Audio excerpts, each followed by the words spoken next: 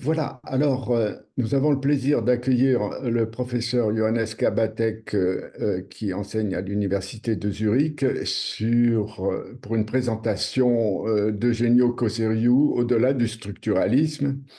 Alors, Eugenio Coseriu est en tout point un géant. Il est beaucoup trop mal connu en France, tout simplement parce que la plupart de ses grandes œuvres ont été publiées en allemand et en espagnol, puisqu'il a commencé sa carrière universitaire, disons pour l'essentiel, à Montevideo. Mais bon, Bonjour à tous. oui, ces grandes œuvres Pour l'instant, je ne vous entends pas, donc et je vais essayer de régler. si vous pouvez couper votre micro, monsieur, merci. La plupart de ces grandes œuvres dans les années 50-60 ont été publiées aux éditions Gredos à Madrid. Et disons, l'ampleur du projet, à la fois en tant que euh, un projet d'une linguistique intégrale qui prolonge d'une certaine façon, en les détaillant bien sûr, le projet initial de la linguistique historique et comparée, tel que Humboldt l'a formulé, fait que, il a été mal compris en France, tout simplement parce que, disons, dans la période des années 60-70, chez les linguistes, c'est un peu, disons, un mélange de freudisme et de marxisme althusserien qui tenait le haut du pavé. Et bon, Cosseriou est principalement connu en tant que structuraliste et romaniste, hein. Et la romanistique est une discipline qui est très peu connue en France parce qu'elle est comparative et on manque, il n'y a pas de formation de romanistique. Il y a des formations en langue romane, mais pas en romanistique en France. Et son œuvre est extrêmement vaste, elle comprend une théorie linguistique complète ainsi que des écrits sur un large éventail de questions qui vont de la sémantique, de la syntaxe, de la typologie, de la linguistique variationnelle, des études de diachronie, de pragmatique, de linguistique textuelle, des études sur le latin vulgaire, sur l'histoire de la philosophie du langage, sur l'épistémologie de la linguistique. Et c'est une pensée qui est fondée sur des principes épistémologiques tout à fait solides qui l'ont mis en contact avec beaucoup de traditions et de cultures académiques différentes. Je paraphrase là. La présentation du livre récemment publié de Johannes Kabatek, Eugenio Coseriu, Beyond Structuralism. C'est un livre dont les références ont été données dans les informations diffusées par la reconstruction et qui va servir de base à cette présentation. Le professeur Kabatek est né en Allemagne après des études de philosophie politique et de musicologie à Tübingen et à Malaga. Il a été professeur assistant à l'université de Paderborn et de Tübingen, Tübingen où d'ailleurs enseignait Eugenio Coseriu. Et ensuite, il a été professeur de linguistique ibéro-romane à l'université de Zurich, invité dans toutes sortes de pays. Et ses domaines de recherche sont la linguistique romane, les langues ibéro-romanes, le contact linguistique, les langues minoritaires, l'espagnol médiéval, le galicien, beaucoup de travaux sur le galicien, le catalan, le portugais brésilien. Il est rédacteur en chef de la Revista Internacional de Linguística Iberoamérica, ainsi que de la revue Energeia, dont le nom vous sonne tout à fait de manière humboldtienne. Voilà, j'ai plaisir à lui laisser la parole et je vous prie de vérifier que vous avez bien coupé vos micros. Merci et à bientôt. Merci beaucoup pour cette présentation si gentille. Je suis vraiment très impressionné pour le public ici dans ce séminaire. C'est vraiment, je me sens honoré pour, de pouvoir parler dans le cadre de ce séminaire et j'espère pouvoir euh, ouvrir un peu l'appétit pour ceux qui ne connaissent pas Causerio, pour que vous ayez un peu générer un peu d'intérêt pour l'œuvre de Causerio et pour ceux qui le connaissent déjà, j'espère aussi pouvoir dire quelque chose qu'on ne connaît pas encore. J'avais envoyé deux textes, il me semble que vous les avez reçus. En tout cas, même si vous n'avez pas eu le temps de les voir, je vais expliquer euh, plus ou moins ce que je voulais dire en rapport avec ces textes et en rapport avec l'œuvre de Causerio. Ma présentation sera d'un côté la présentation du livre dont le collègue François Rastier vient de parler, mais aussi je vais parler de certains aspects qui me semblent peut-être les plus centrales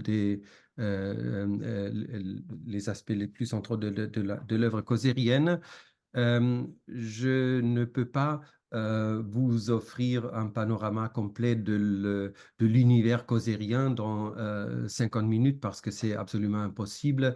C'est comme M. Rastier a dit, Causerie est un géant avec une œuvre très très vaste et très complète dans plusieurs domaines. Donc ça va être seulement euh, une très très petite partie de l'œuvre que je peux présenter.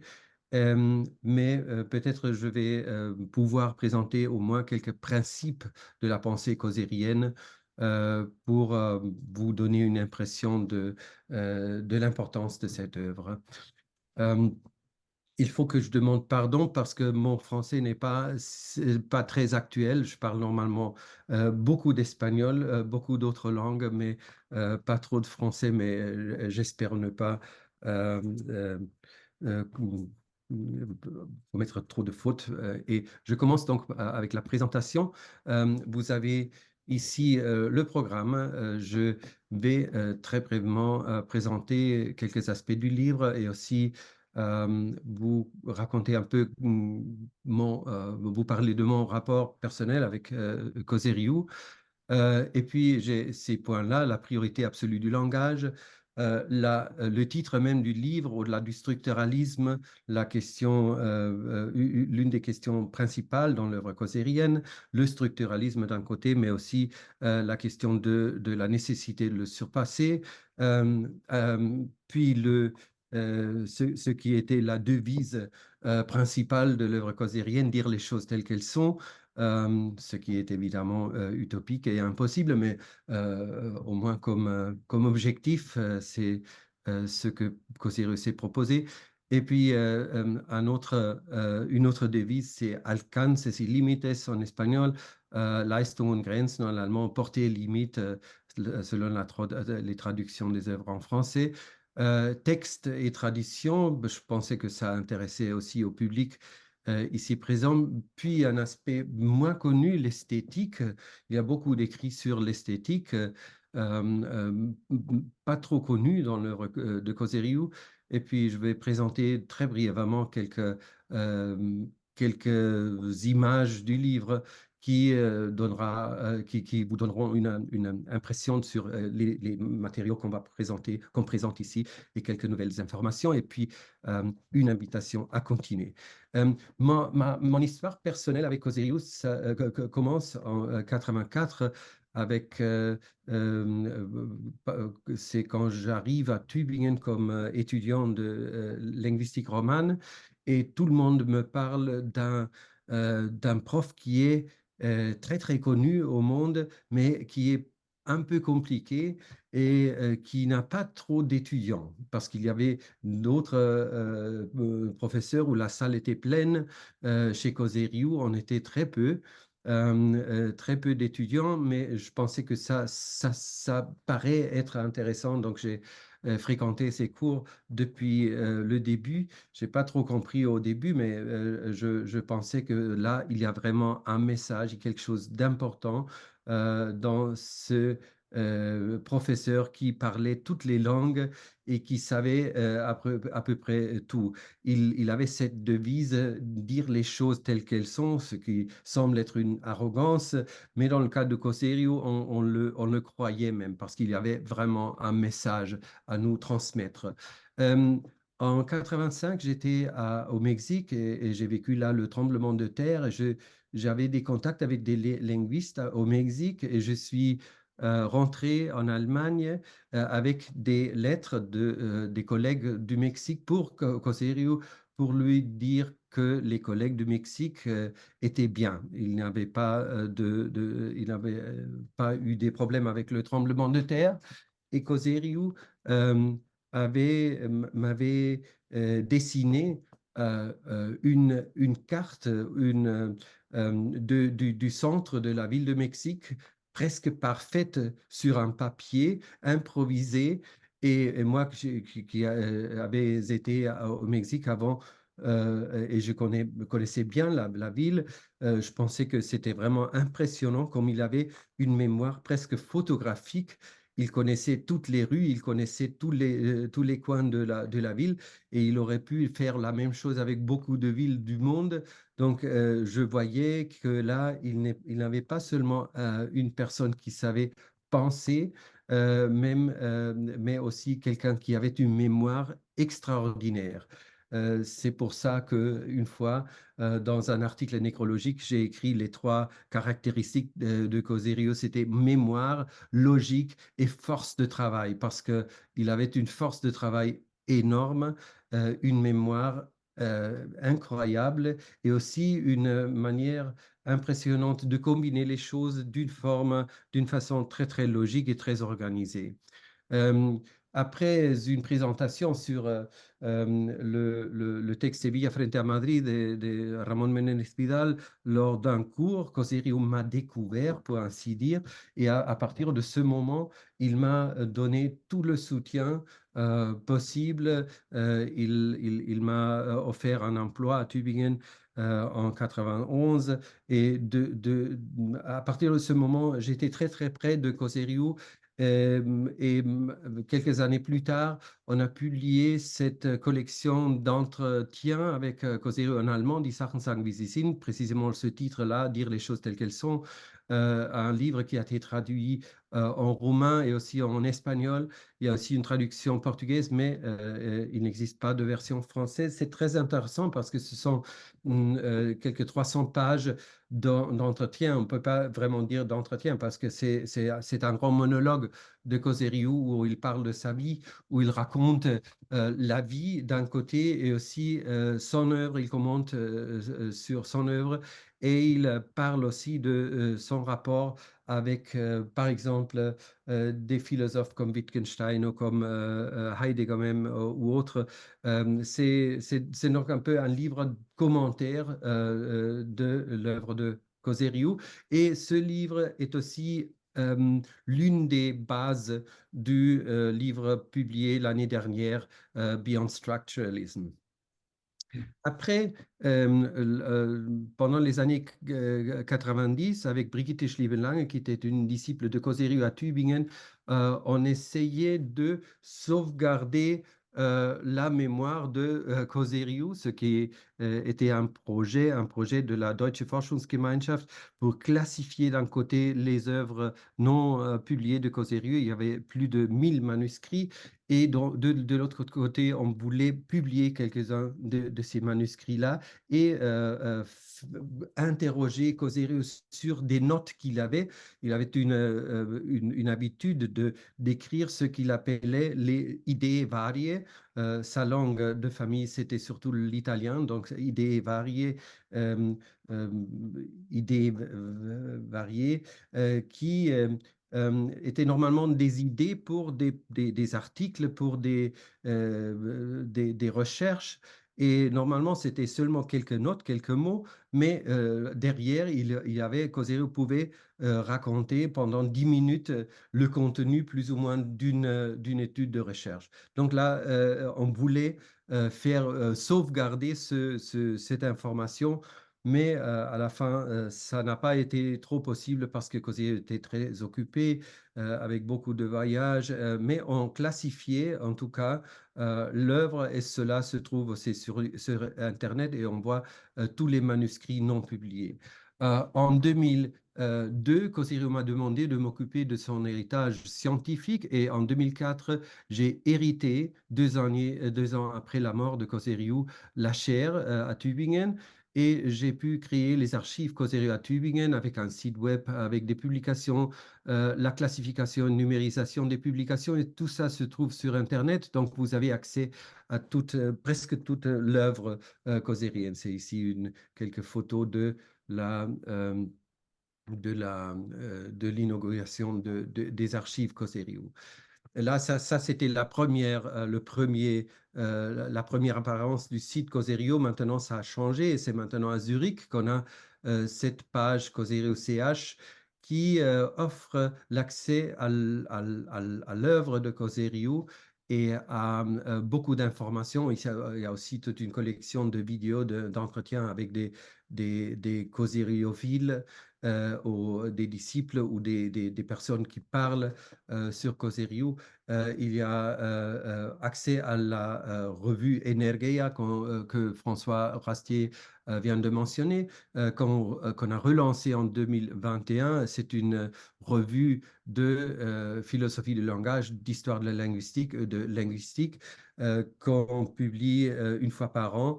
En accès libre et on est très très intéressé à recevoir des manuscrits. Donc si vous êtes intéressé, vous la trouvez là sur ce site. Les problèmes qu'on voyait après la mort de Causerio par rapport à la réception de l'œuvre causérienne, c'était surtout des problèmes de hermétisme linguistique. Monsieur Rastier vient de mentionner ce fait que la plupart des œuvres causériennes avaient été publiées en espagnol ou il y avait même une phase française. Il faut dire que les premières années 60, il a publié beaucoup non, mais plusieurs articles importants en français, par exemple sur la sémantique diachronique structurale et d'autres, surtout dans le cadre, disons, de la lexématique, de la sémantique structurale. Mais la plupart des œuvres a été publiées en espagnol. Et puis, il y a aussi beaucoup de publications, surtout à partir des années 70 en allemand. Mais le problème, c'était Causerio a été caractérisé comme linguiste du XXIe siècle par des collègues, mais le problème du XXIe siècle, c'est que si on ne publie pas en anglais, on n'est pas visible dans le monde international. Donc, c'était pour nous, lui-même, il disait toujours Hispanicum est non legitur. Son œuvre était surtout en espagnol et c'est pour ça on n'avait pas accès à une grande partie de l'œuvre. Donc, notre idée, c'était de rendre les idées de Causerio accessibles en anglais.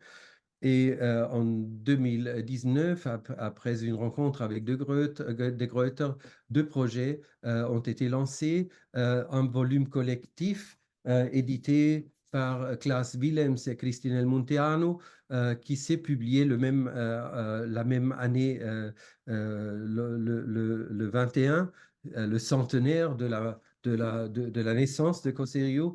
Et mon livre j'avais l'intention aussi de le publier en 21, mais finalement, c'est apparu l'été dernier et c'est de libre accès, donc vous pouvez le lire librement sur Internet ou sur votre ordinateur. Bien. Le livre est une espèce de vue d'ensemble de l'œuvre causérienne.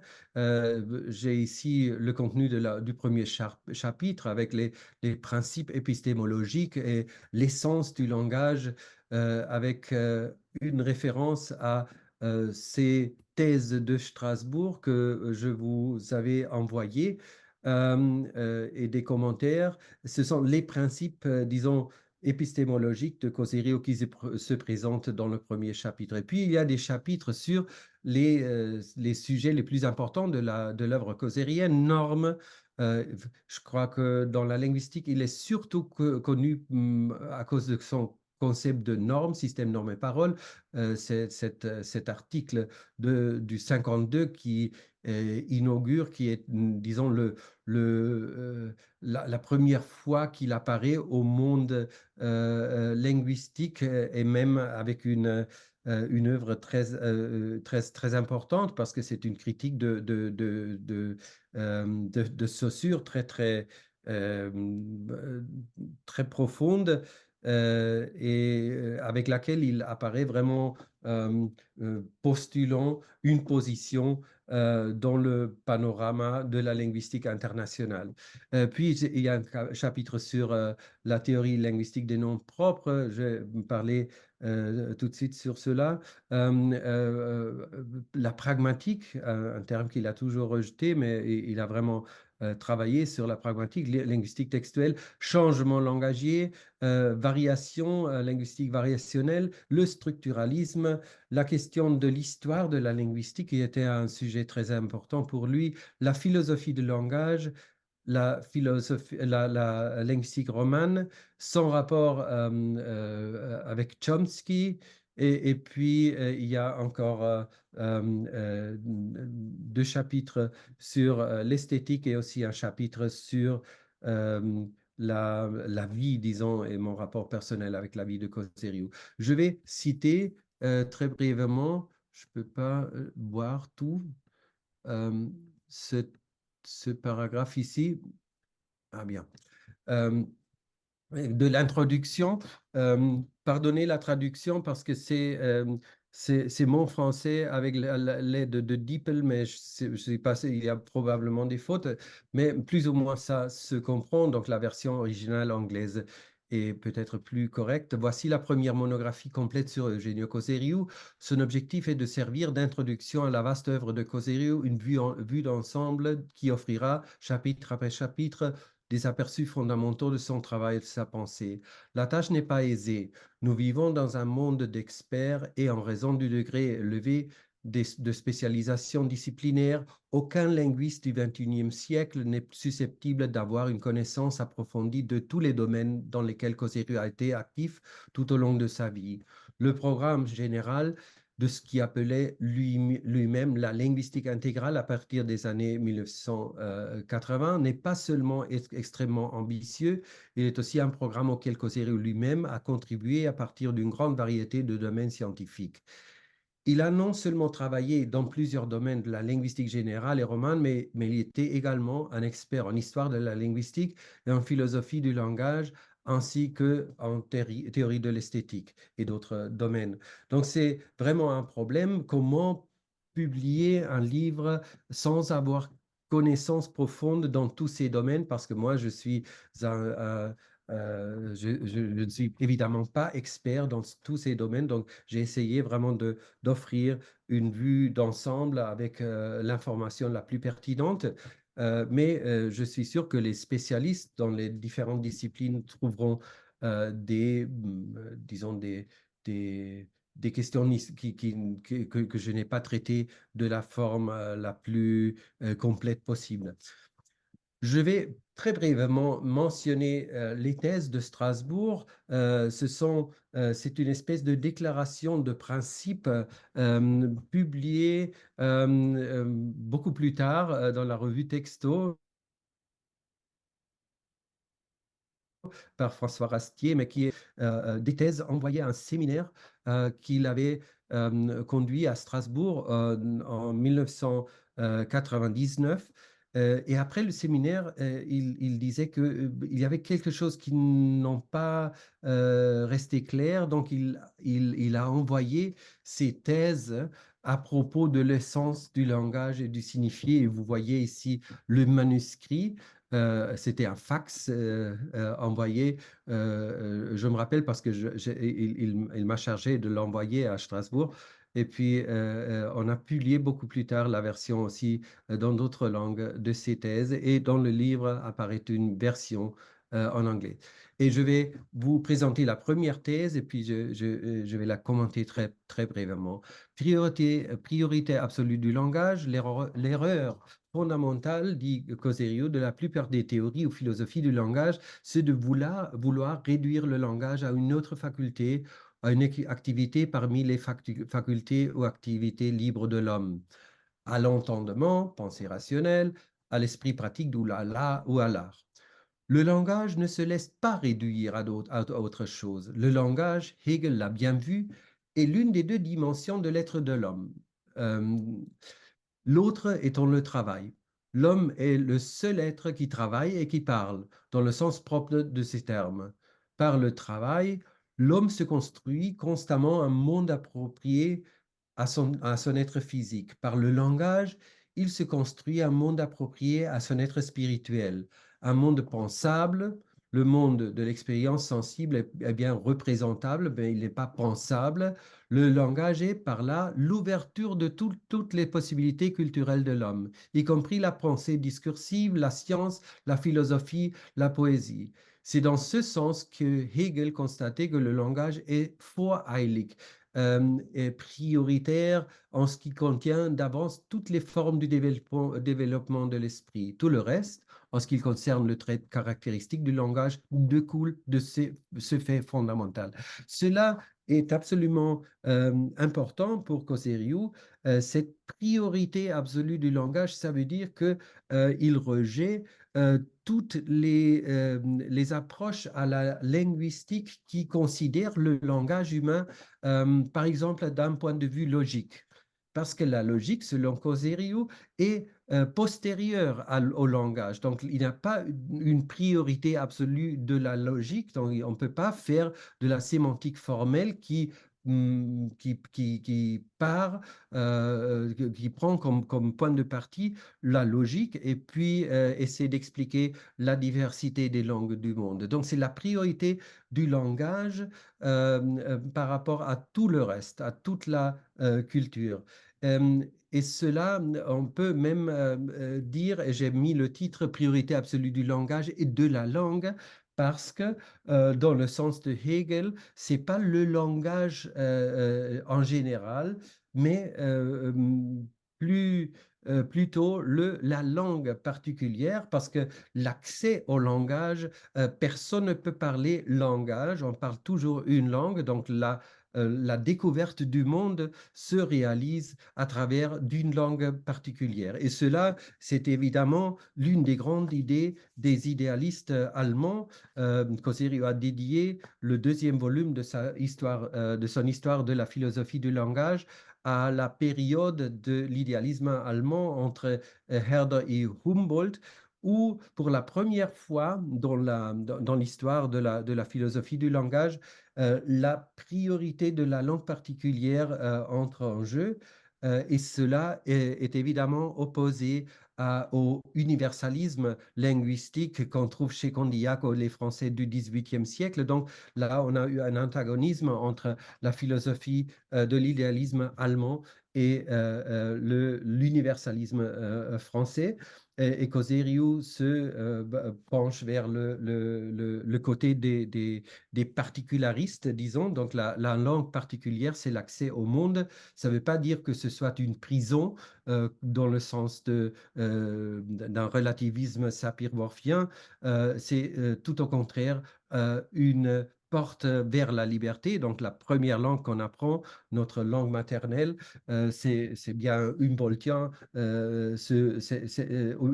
cette pensée.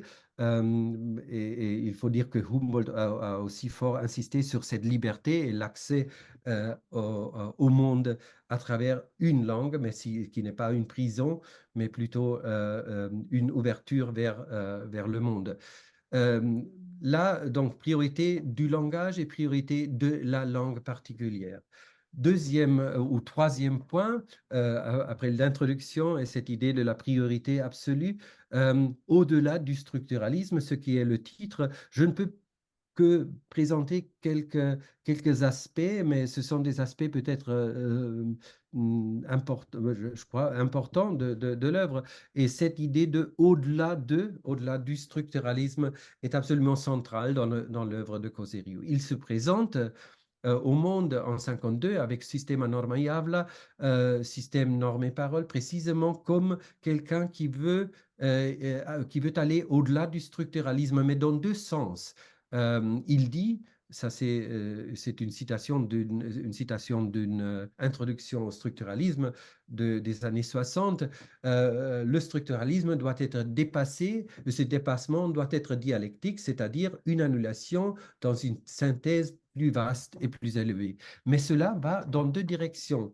Coserio va au-delà du structuralisme d'un côté en prenant au sérieux le structuralisme. Donc, il dit que le structuralisme, tel qu'il a été euh, réalisé par surtout l'école de Prague dans le domaine de la phonologie, n'est pas arrivé à sa fin. Tout le contraire, il faut découvrir tous les domaines de la langue qui peuvent être analysés structurellement. C'est pour cela qu'il propose presque simultanément, il y a des gens qui disent après Hjelmslev et d'autres disent que c'est simultanément. C'est peut-être un peu dans l'air lors des années 50, cette idée d'une sémantique structurale, mais Coserio propose une version propre d'une sémantique structurale ou lexématique, euh, même pour différentes dimensions de la sémantique. Euh, D'un côté les champs lexicaux, mais aussi les rapports syntagmatiques du lexique.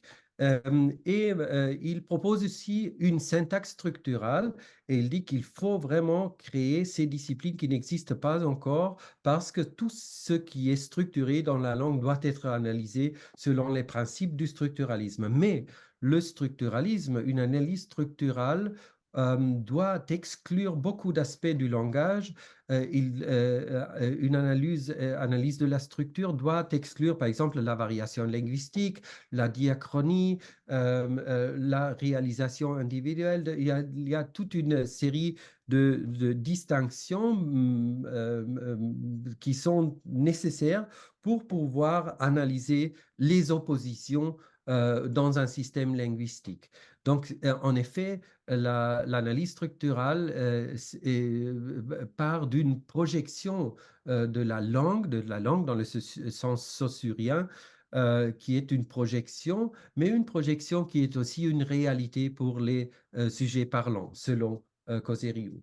Mais après avoir créé ces disciplines qui manquent encore du structuralisme, il faut inclure tout ce qui a été exclu. Donc, il faut créer des linguistiques pour les autres niveaux. Et là, Coserio introduit une distinction entre trois niveaux qu'il appelle sa contribution la plus importante à la linguistique. Et en 85, lors d'une présentation de Modern Language Society Association, il dit en anglais, c'est une traduction, si l'on me demandait ce que je considère comme ma principale contribution à la compréhension du langage et par conséquent à la fondation de la linguistique, ou pour le dire autrement, ce qui constitue mon cadre de référence permanent, le principe fondamental, très souvent implicite, qui sous-tend mon traitement des différents problèmes linguistiques généraux particuliers. Je répondrai qu'il s'agit d'une distinction relativement simple, faite aussi intuitivement par les locuteurs de toute langue, qui ne m'est apparu tout à fait clairement que vers 1955. Et c'est la distinction entre les trois niveaux, le niveau universel du langage, le niveau historique de la langue et le niveau individuel du texte ou du discours. Donc là, Coserio fait référence à la langue française, entre autres, où il dit que le français distingue ces trois niveaux parce qu'il y a la distinction dans la langue française entre langage, langue et texte, discours ou parole. Même Ferdinand Saussure parle de faculté de langage d'un côté et aussi de la langue au niveau historique. Donc, la langue française implicitement fait cette distinction. Mais la distinction est encore un peu plus complexe parce qu'elle a deux axes, l'axe vertical, universel, historique, individuel, et l'axe horizontal parce qu'il distingue entre energia, selon le terme de Humboldt, aristotélien de energia, activité, ergon, produit, donc le texte ou le discours comme produit, et puis dynamis, disons la compétence ou la puissance pour la création énergétique des textes. Et le niveau universel se réfère donc à la faculté du langage, au fait que tout le monde est un sot politikon qui parle, qui a le logo selon Aristote. Le niveau historique se réfère au fait que les langues, le parler n'existe que dans les langues particulières. Donc on peut pas parler généralement seulement dans le miracle de Pentecôte, mais en réalité on parle une langue historique, on parle français, espagnol, allemand, et le niveau individuel se réfère au texte. On crée des textes qui ont un sens. Je vais revenir sur cela, mais je vais continuer avec cette idée, cette devise de Coserio, ta onta os est in legein, dire les choses telles qu'elles sont. C'est une idée utopique, bien sûr, euh, mais là, il se réfère aussi à Hegel dans le cas des humanités. Il fait une distinction fondamentale entre les sciences humaines et les sciences naturelles. Et dans le cas des sciences humaines, il dit qu'il faut convertir ce qui est connu, le bekannt, ce qui est bekannt en reconnu. Donc, il faut reconnaître le connu. Cela distingue absolument les sciences naturelles des sciences humaines. On sait que dans beaucoup de branches de la science, on part d'une idée unitaire. On dit que toutes les sciences sont unies dans leur nécessité de partir des hypothèses, par exemple, et de formuler des hypothèses, et puis de voir si l'hypothèse est adéquate ou non. Coserio rejette profondément cette idée unitaire et il dit qu'il y a une différence profonde. Et j'ai copié ici un schéma par Araceli López Serena qui distingue, qui visualise cette différence, cette distinction établie par Coserio entre sciences naturelles et sciences humaines. Et dans le cas des sciences humaines, l'objet même de recherche est un objet créé par nous-mêmes. Cela veut dire que nous avons une connaissance intuitive de l'objet qui ne peut pas se confondre avec l'analyse scientifique, mais qui nous permet de savoir, de disposer d'un savoir original de ce qu'on va puis analyser scientifiquement. Les objets sont aussi différents quant à disons, la finalité de la recherche est différente. Les questions, les explications en sciences naturelles sont causales. Il faut chercher les causes des choses. Et dans le cas des humanités, ce sont des explications finales parce qu'on doit voir la motivation qui a mené à cette évolution. et on se trouve dans le monde de la liberté face au monde de la nécessité des sciences naturelles. Cela est présent partout aussi, par exemple dans la discussion par rapport à Chomsky ou d'autres, où Coserio critique profondément, d'un côté, le fait que Chomsky ne voit pas clairement le rôle de la langue particulière, et de l'autre côté, cette équiparation entre la science, les sciences naturelles et les sciences humaines, et cette idée qu'il faut formuler des hypothèses, et si ça marche, c'est bien, mais Coserio dit non, non, on va pas créer un modèle qui peut être plus ou moins adéquat à ce qu'on fait. On doit voir ce que font les locuteurs. Donc, l'activité des locuteurs est au centre de toute explication linguistique. Une autre devise, c'est Alcances y Límites, Leistung und Grenzen. Il y a plusieurs travaux qui ont le titre Portée et limite de la traduction, par exemple. Ça commence avec l'esthétique et la théorie de l'art, dont je vais parler dans un instant. Il a aussi fait le même avec la théorie du changement linguistique, avec le structuralisme, et c'est sûr, avec l'histoire de la linguistique, l'histoire de la philosophie est très, très directement avec Chomsky. Donc pour lui, l'histoire de la linguistique et l'histoire de la philosophie, oui, il y a un commentaire? Non.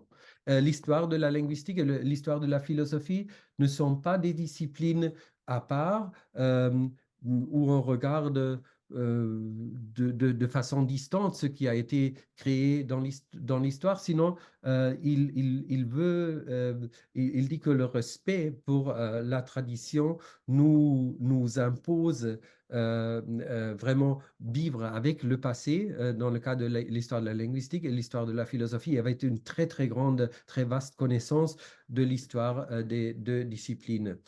Euh, L'attitude générale de Coserio était toujours, il l'appelle philosophique. Quelle est l'essence de X, par exemple? Quelle est l'essence du changement langagier? Non, quelle est la critique que je formule par rapport à la théorie X, Y?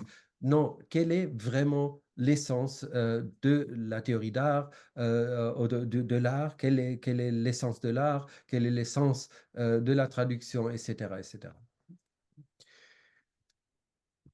Un autre aspect différent, et je dois voir, je ne dois pas me perdre parce que c'est vaste ce que je voulais dire, mais je vais continuer avec le texte et la traduction. Coserio formule lors d'un article Determinazioni Intorno publié en 1955 l'idée d'une linguistique textuelle. Euh, une idée à l'époque pas habituelle. On sait que la linguistique textuelle naît un peu plus tard, et elle naît surtout comme grammaire textuelle, par exemple dans l'œuvre de Weinreich et d'autres. Mais pour Coserio, il y a deux linguistiques textuelles. D'un côté, la grammaire textuelle, qui est une extension de la syntaxe au niveau du texte, donc la syntaxe textuelle, et l'autre, pour lui, la linguistique du texte propre, l'herméneutique du sens. Donc le texte, c'est le lieu où le sens est construit où on regarde le signifié des signifiés. Donc on a dans au niveau de la langue, on se demande que signifie X, quel est le signifié de X, et au niveau du texte, on se demande quel est le signifié du signifié. Donc, que signifie X ici, dans ce texte? Quel est le sens de X dans ce texte? Et pas seulement par rapport aux mots, mais au texte communauté. Donc, le texte construit un sens où les mots qui ont un signifié lexical dans la langue peuvent même avoir un sens contraire à ce que nous dit la définition lexicale, par exemple dans le cas de l'ironie, pour mentionner un exemple. Là, il a plusieurs manuscrits des années 50 et le livre parle de ce sujet aussi. Un manuscrit très, très important, très joli et pas encore publié. On vient de publier une partie, celle qui a été transcrite sur le site de Coseriu, Teoria linguistica del nombre proprio. Ça, c'est peut-être l'ouvrage le plus complet des années 50, écrit à Montevideo. Une théorie du nom propre et de la détermination nominale. Il y a plusieurs travaux qui ont issu de ce grand manuscrit jamais publié, par exemple, Determinazione in intorno, el plural de los nombres propios, logicismo et antilogicismo, le logicisme de la grammaire que je viens de mentionner au début, où Coseriu rejette tout à fait une approche qui départ de la logique. Il dit que la logique est postérieure au langage. Ici, c'est la synopse de ce texte. Euh, et puis là, il existe aussi la mention de la traditionnalité du texte. Et je mentionne ça parce qu'en France, à travers de Christophe Gérard et d'autres, on a aussi eu un certain écho de ces travaux de Peter Kort des années 80 sur la critique de la vision du niveau historique, où Peter Kort dit qu'il faut redoubler le niveau historique et distinguer entre un niveau de la langue et un niveau de texte ou des traditions discursives. Il faut dire que dans un autre manuscrit sur la correction langagière des années 50, Coseriu mentionne cette traditionnalité textuelle dont il est absolument conscient. Donc, pour lui, il dit que les aspects intéressants de la connaissance expressive, qui est la connaissance des textes, sont ceux qui présentent, dans les deux sens du terme, un certain degré de généralité, ces aspects étant soit universels, soit historiques. Et là, il distingue, et je fais un peu plus vite là, une historicité du niveau individuel, qui est ce que Peter Koch appellerait plus tard les traditions discursives. Et il parle aussi d'une universalité du niveau individuel qui plus ou moins coïncide avec ce que Peter Koch et Wolf Österreicher ont appelé le langage de l'immédiat et de la distance. Je voulais brièvement parler de l'esthétique parce que c'est un aspect pas trop connu de l'œuvre causérienne et je vais essayer vraiment de passer à la discussion avant 7 heures. Donc, je vais faire un peu vite. L'esthétique était très important pour Causerio dès les années 50, ou même avant, lors des années 40 et même avant.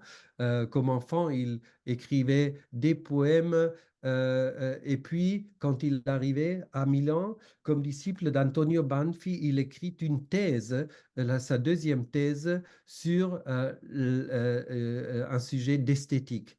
Ce qui est intéressant, euh, surtout, ce qui est intéressant de cette thèse, c'est que c'est une thèse vraiment d'une idéologie marxiste. Christian Botta a découvert ça il a quelques années et je ne le croyais pas parce que Cosseri était tout le contraire d'un marxiste. Il était même fasciste lors de son enfance, une chose dont il avait honte après. Mais là, dans l'époque de Milan, il est devenu marxiste dans cette thèse dont il parle, où il parle des modifications radicales de la thèse qui ont à voir avec les changements de la société en Roumanie. Et je vais citer la deuxième citation. L'esthétique Roumanie en tant que superstructure idéologique dépend de la réalité de la Roumaine et celle-ci à son tour de la réalité sociale. Ainsi, en dernière analyse, l'idéologie esthétique elle-même reflète la réalité structurelle des relations entre les forces de production, c'est-à-dire les relations de classe. On voit ici un Causerio méconnu parce qu'on connaît le Causerio crocien qui rejetait vraiment la dépendance de l'esthétique par rapport à la société. Et ici, on voit vraiment un texte surprenant dont il même, lui-même, dans les entretiens, dit qu'il a honte de cette dissertation philosophique dans laquelle j'ai exagéré le scepticisme à l'égard des valeurs humaines et où j'ai fait plus que quelques concessions à l'esthétique marxiste avilissante. Et il dit qu'on devrait réécrire ce travail entièrement. Mais il y a des travaux d'esthétique qui sont très intéressants qu'il faut encore découvrir. Par exemple, les traductions de Lucian Blaga, un philosophe qu'il aimait beaucoup. Euh, il y a aussi des travaux pratiques. Coserio a organisé des expositions. Il était critique de l'art à Montevideo, même avant, à Milan. Il faisait de la critique de l'art. Il enseignait esthétique, il publiait une anthologie de textes esthétiques, des traductions. Il disait qu'il avait la meilleure collection privée de livres sur l'esthétique au monde, ce qui était probablement un peu exagéré, mais il y avait une très vaste collection et il y enseignait esthétique à l'Instituto Artigas. Ici, nous avons des extraits de textes d'esthétique et là, il y a des textes intéressants sur l'essence de l'art où Coserio parle de l'art comme non-acceptation de la mort, euh, le sujet qui se rend objectif en dehors de soi-même. Le sujet meurt, mais l'objet demeure. Et le fait de demeurer n'est pas donné par l'objet lui-même, mais par les autres, par l'observation, par la contemplation de l'objet artistique. Le sujet qui a créé l'objet s'éternise. C'est et c'est là où s'exprime le caractère luciférien de l'homme, une expression qu'il adopte de Lucian Blaga. Je crois que c'est là une facette qu'on ne connaît pas de ce Coserio linguiste qui a été aussi un théoricien de l'art et de l'esthétique.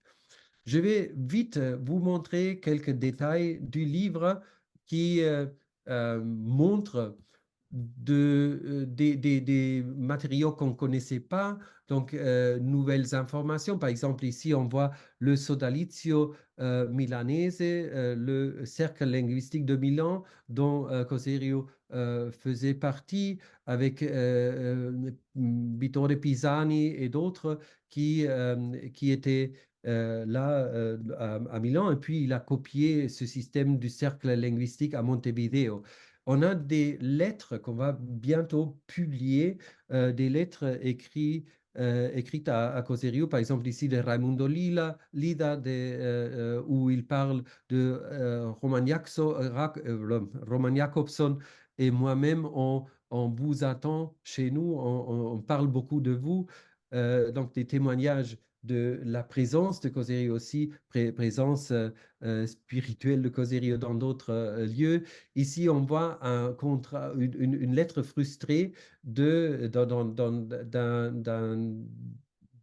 tentative frustrée de publier l'œuvre causérienne en anglais à la fin des années 60, mais à cause de la ruine de Mouton, cela ne s'est pas fait. On a aussi des lettres, par exemple ici de Werner Abraham, de Leif Lüdal ou Leif Lüdal, qui a créé la terminologie diatopique diastratique et Coserio n'a qu'ajouté le terme diaphasique. Mais toujours, tout le monde pense que les trois termes sont de Coserio. Donc là, dans cette lettre, Leif Lüdal se plaigne de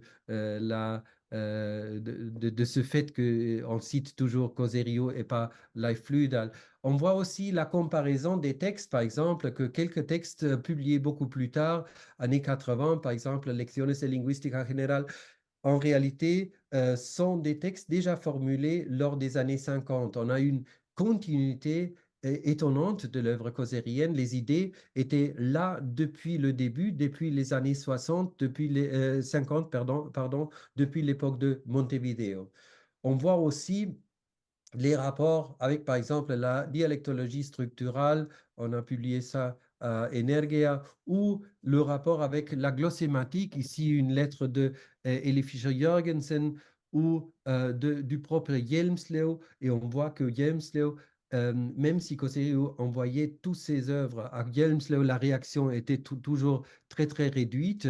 Il accuse réception de les plus vifs remerciements, mais il n'y a pas de commentaire sur le contenu. Le contenu vient des disciples de Hjelmslev, comme Leif Lydal, comme Eli Fischer-Jørgensen et d'autres, mais il n'y a pas de vrai contact entre Coseriu et Hjelmslev. J'ai un petit chapitre sur Hjelmslev dans le livre. La glossématique a été rejetée par Coseriu, mais il dit aussi qu'il faut distinguer entre la glossématique et le propre Hjelmslev, qui pour lui était le plus grand linguiste avant lui, probablement. On voit aussi le rapport avec la Roumanie, avec ses années d'exil et puis la rentrée en Roumanie vers la fin des années 60 et aussi quelques écrits non publiés, comme par exemple celui-ci, qui reprend ce qu'on a vu au début dans le cas des thèses de Strasbourg, dans l'histoire idéale éternelle du développement humain, le langage est prématuré parce qu'il contient déjà tout ce qui est spirituel à l'avance, même s'il n'est pas encore différencié. Il est, comme je l'ai dit un jour, l'apparition de l'humain et l'ouverture de toutes les possibilités spirituelles de l'être humain. Et il cite encore une fois Hegel avec cette distinction travail et langage comme les deux dimensions. Cela est un extrait d'un petit manuscrit qui après s'est publié lors des entretiens. Là, ici, on voit une petite photo avec un groupe d'étudiants lors d'une visite du linguiste Ivanov à Tübingen il y a longtemps. Et je ne veux que mentionner à la fin pour vous donner la possibilité de poser des questions. Je veux encore une fois signaler la page Coserius CH parce que là, vous trouvez pas seulement, non seulement la biographie et quelques mentions de l'œuvre principale de Coseriu, mais aussi l'accès direct à presque toute l'œuvre publiée et aussi l'accès à ces vidéos avec les disciples de Coseriu et avec des personnages célèbres qui parlent de Coseriu. Puis, ici, vous voyez l'adresse du livre même, du livre qui est de libre accès, donc vous pouvez le lire directement. Et je voudrais aussi annoncer le lancement de notre projet d'Ilekos, donc les lettres digitalisées numérisées de Coseriu. Donc, le 8 mars, on va lancer cette plateforme avec accès aux lettres des années 50 et 60, 40, 50 et 60, dirigées à Coseriu avec transcription. Je crois que ce sera une base de données intéressante pour l'histoire de la linguistique et de l'histoire des idées. Avec ça, je vous remercie. Je n'ai plus que euh, donner quelques esquisses de l'œuvre cosérienne, mais on a peut-être encore du temps pour parler, si vous voulez, de quelques détails. Merci beaucoup. Bien, merci beaucoup.